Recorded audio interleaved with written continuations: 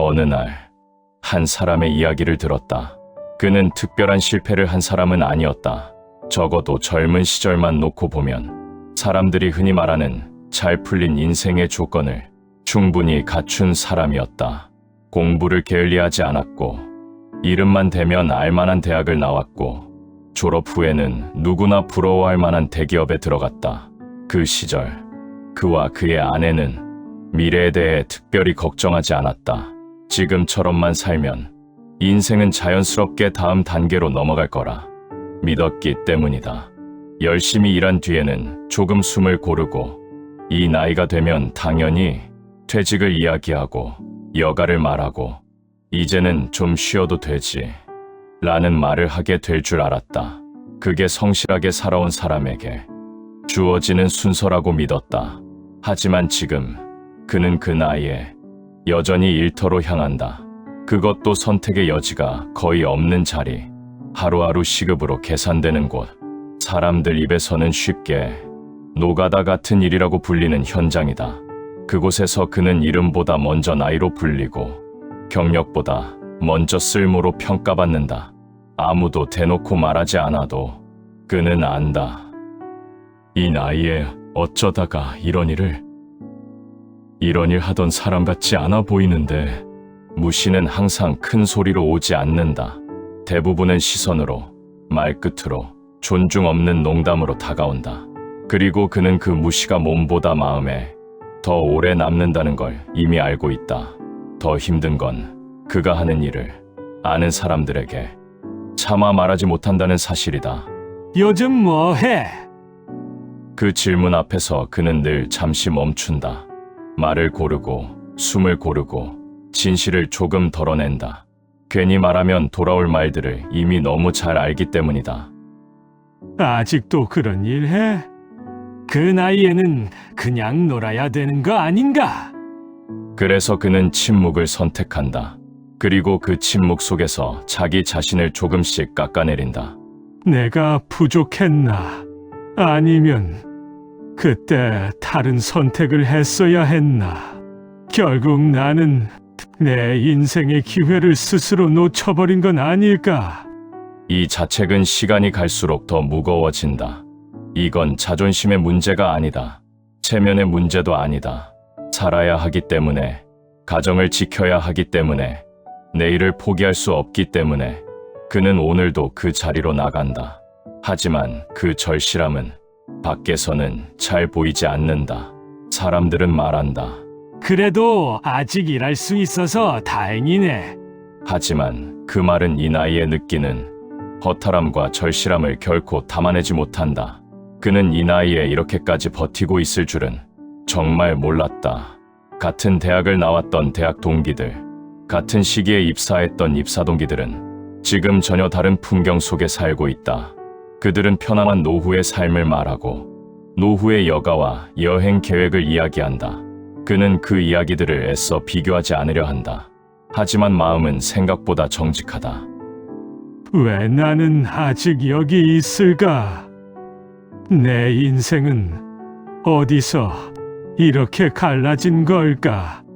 그에게도 안정적인 노후의 삶을 결정할 수 있었던, 분명히 몇 번의 좋은 기회가 있었지만 그의 선택은 짙은 후회만을 남기는 선택이었다. 어디부터 잘못된 것인가? 이 질문은 그 혼자만의 것이 아니다. 그의 아내 역시 같은 질문을 다른 방식으로 품고 있다. 아내는 대놓고 원망하지 않는다. 오히려 더 조심스럽다. 누군가를 만나고 돌아온 날, 아내는 아주 담담한 목소리로 말한다. 그 집은 이제 걱정이 없대. 그 집은 자식들 집도 마련해줬대. 그 말에는 설명이 없다. 하지만 그 담담함 속에는 깊은 좌절이 들어있다. 우리는 왜 이렇게 되었을까? 우리 그렇게 열심히 살았는데 이 나이에 아직도 이런 걱정을 해야 하나? 아내는 남편을 책망하고 싶은 게 아니다. 다만 함께 그려왔던 미래가 조금씩 무너진 것 같은 상실감을 견디고 있는 것이다. 그래서 아내는 남의 이야기를 빌려 자기 마음을 말한다. 하지만 그녀의 그 말들은 그의 심장을 후벼판다.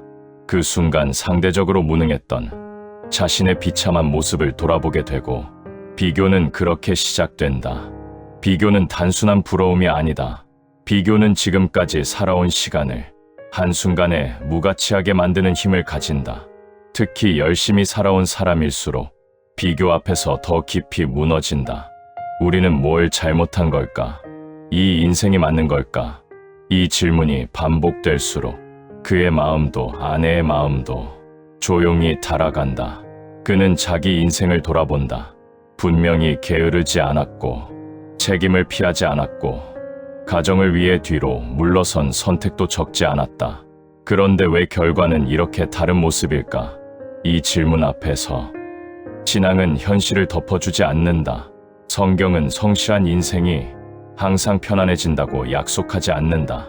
모세는 인생의 대부분을 광야에서 보냈다. 사명을 받은 것은 80세 이후였다. 그 전까지의 삶은 세상 기준으로 보면 실패에 가까웠다. 베드로는 젊은 날 자기 자신을 부인한 뒤에야 사람을 맡는 자리에 선다. 예수님은 집도 노후도 없이 끝까지 길 위에 계셨다. 하지만 하나님은 그 인생들을 실패라고 부르지 않으셨다. 성경이 말하는 인생은 잘 정리된 인생이 아니라 끝까지 불려진 인생이다. 그래서 그는 이 질문을 다시 붙든다. 왜 하나님은 어떤 사람을 이 나이까지 일터에 세우실까? 왜 어떤 사람에게는 쉼을 허락하시고 어떤 사람에게는 끝까지 책임을 맡기실까? 어쩌면 하나님은 모든 사람에게 같은 방식의 평안을 주시지 않는지도 모른다. 어떤 사람에게는 안정이라는 선물을, 어떤 사람에게는 존엄이라는 사명을 맡기신다. 최저 시급의 자리라 해도 그 자리에 서 있는 이유가 욕심이 아니라 책임이라면 그 삶은 결코 가벼운 삶이 아니다. 그건 포기하지 않은 삶이고 도망치지 않은 삶이며 끝까지 가정을 붙든 삶이다. 혹시 이 이야기를 듣는 누군가가 아내의 자리에 있다면 이렇게 살아가게 만든 누군가를 탓하기보다 이 자리에 서 있기까지 버텨온 시간의 무게를 먼저 알아주었으면 한다. 그리고 지금도 일터로 나가는 그 사람은 이미 자기 몫 이상의 삶을 살아내고 있다. 그의 인생은 아직 끝나지 않았다. 쓰임이 끝난 삶도 아니다. 그저 막막하게 오늘도 하루를 살아내고 있지만 그 삶은 하나님 손 안에 있다. 그리고 그 길을 함께 걷는 두 사람은 결코 혼자가 아니다.